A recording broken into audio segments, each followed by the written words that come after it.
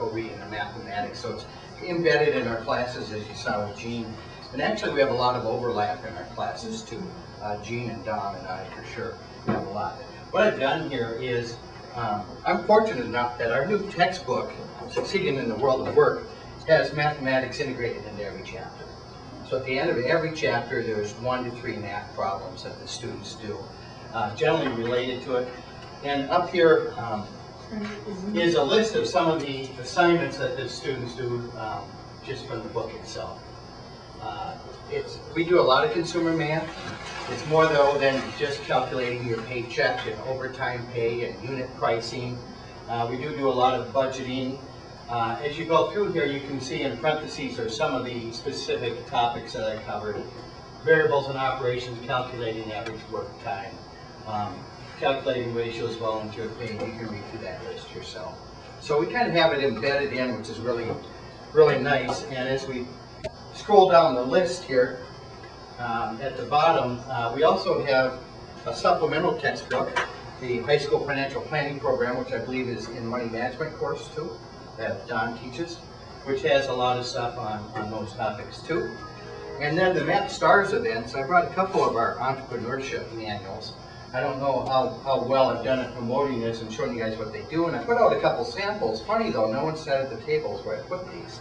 But towards the back is the financial stuff. But the students have to do quite a bit on that, and I'll just show you the team management one real quick. When they're doing the entrepreneurship project, when they're doing this, they actually have to go through and do a balance sheet, a breakdown analysis, income projections, and cash flows.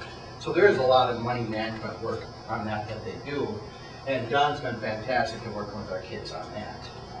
We'll take that way down. And then down to the bottom, the Map Stars events, also the human relations decision-making, management decision-making, and parent decision-making events all go through the problem-solving formula that we teach and use in the district. And a lot of times the problems are time management problems, especially the parenting ones, so they got to calculate out different things there. And the chapter annual program activities, community service project, those projects have a lot of budgeting that the students need to do in them, break even. And then when we take the students to the conference, they get a real exercise in time management because they're in 4 to 6 different events.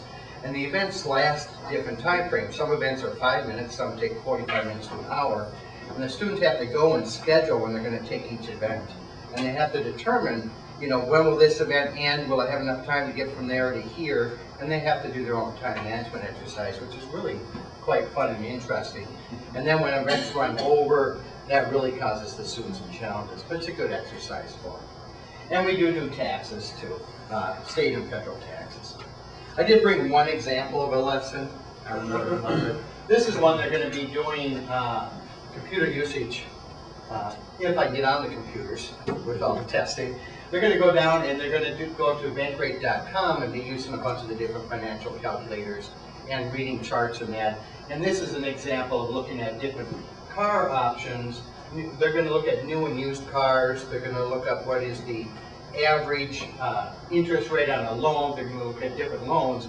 As you can see, they're going to have to calculate out based on the cost of the car what their payment's going to be, what they're going to pay in finance charges and that.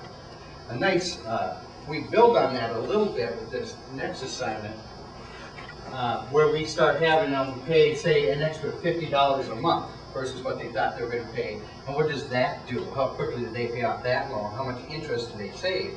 And it's unbelievable how much interest you can save if you can pay off just a little bit more each month. Maybe they get that tax return, and rather than going out and spending that on something new, put it towards your loan, and you can see how much you save with a one-time investment. So that's some of the exercises we do. Any questions? How was that for time? Thank you.